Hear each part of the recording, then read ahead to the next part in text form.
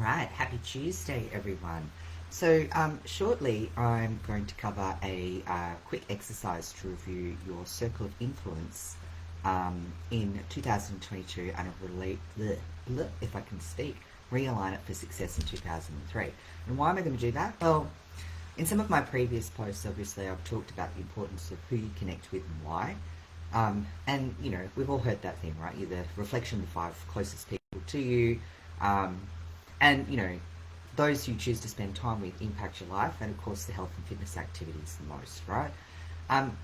The other thing is as well, there's other aspects to your overall health and well-being that it impacts as well. And in some of my previous posts, I've also been quite transparent that whilst I had a really great 2022, it did come at a cost at some of those important relationships in my life for me. So, right, I've actually done this exercise that I'm going to take you through. And I get it, right? Like, when I've looked at it, it's like we're all busy, and it's really easy just to interact with those who are right in front of you. So it's almost like by convenience, or the people that you see there. And, you know, we tend to not consciously choose where we spend our time, and also potentially the quality of that time, right? And so I've made some conscious changes during the year to make sure those really close to me actually got the right time and more quality time rather than quantity, so that I could get through more things. But there's still other relationships where potentially I have just not given it the time that I should have. So essentially, to do this exercise, you're going to need some paper, a pen, and your journal if you keep one. Or, if you like, I've actually, as part of this post, I've done a little template that I actually used, which is basically, it's got some circles there already with some of the people that might be in your life, that you can use as a template, and it's even got a page for journaling some notes on it as well. So you can either download that, so pause this video if you're watching it not live, yeah, download that, or you can put it on your iPad or something like that. You can draw over it, etc., etc. If not, just use paper and pen, go analog style, always works the best, and then you can just stick it up and you're done, right? So what you're going to do is you're then going to take about a minute to think through all the important relationships in your life, and then score them for the year on a scale of 1 to 10. Now, what's this score based on, right? It's going to be around how much focus, engagement, joy, support, and depth was there to that relationship. So we're not just talking, did I see them, was the time quality, it's around relationships that you need to flourish and relationships that you need to nourish you, right? So, and we're not just, you know, from an intellectual stimulation, for a growth perspective, from a influencing, positive, I guess, leadership, whatever it may be, right, that helps you, that you're going to have different things that different people represent to you, and that's okay, right? That's why we're social creatures by nature, right? We can't expect one person to provide all the things that we need. So it's important that we get those sources from different settings as well, right? The more diversity in that, the more better ideas and diverse perspectives you get exposed to. And so, you know, potentially, the broader and deeper your experience and learning can be from that, right? So anyway, to visualize this, what we're going to do is, if you haven't used the template, then essentially draw a circle in the center of the page, and this circle is you. And then what you're going to do is you're going to draw circles all around it, with each sort of outer ring or people within those outer rings representing your family, friends, team, key clients, industry peers, coaches, influential people in your network, and so on and so on. So whatever, you know, sort of things, like it could even be sporting communities or parent groups or book clubs, whatever it is, right? Just put it in there.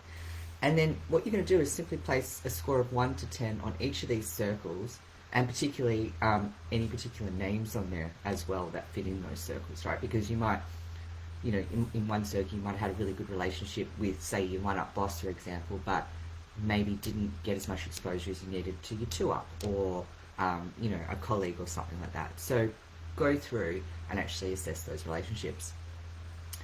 And there's some key questions that you're going to ask. So this is just some examples. You might have some other ones that come up for you, but one of the ones that I asked myself was, did I connect with this person enough? Do I know what they need in their life? Is there a better way I can support them? And is there anything I need from them? So it's not just about what you get from them or how you serve them. There's got to be an element of both, right? And it could also be as well, like, so if there's people in there that aren't giving you that, or they're draining your energy, or too intense to be around, then you need to assess, is that just something that you need to manage in terms of they're challenging you in a way that makes you feel uncomfortable, or is it generally, sort of draining your energy and not someone that you want to be around, or they're giving you too much negativity and so on. Now, the other question you want to ask is, once you've done that, is do I know someone I should connect with? So this could be someone that has been in your circle, or someone that like whether you've been thinking about getting a mentor or a coach, or someone that is important to. My diagram kind of looks like Saturn. Well, I'm glad it doesn't look like Uranus, Troy. Sorry, bad mum joke. And yeah, it should look a bit like Saturn, actually, Troy. That's actually perfect. Anyway, moving on. Yeah, so this could be someone else as well, right? So it could be someone that you know of that's a close, important person to someone that's close to you that perhaps you need to build a relationship with, for example. And this also might be that you have your diagram there, but on a separate piece or in your journal, you might want to take a few notes around some of the things that are coming up for you. It doesn't need to be war and peace, can be dot points. It's just to get everything out of your head around, should you be doing anything for. Now, once you've done that, the next part of the exercise, and this should really take anywhere between 5 and 15 minutes, depending on how quick you want to get this all out, right? So for anyone who scores below a 5, consider immediately scheduling a call with them for January, or a catch-up, or a DM, or a virtual chat, whatever the case may be, coffee, walk, whatever.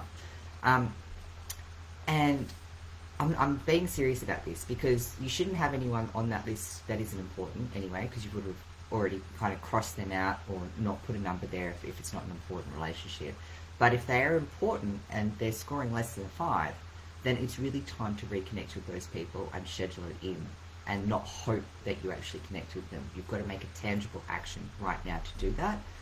Trust me, this will kickstart your 2023. I'm going to be doing it myself, and I'm hoping that this year I will be able to leverage on what I did last year, but also, address some of the things that I think were the even better ifs for what I need to do.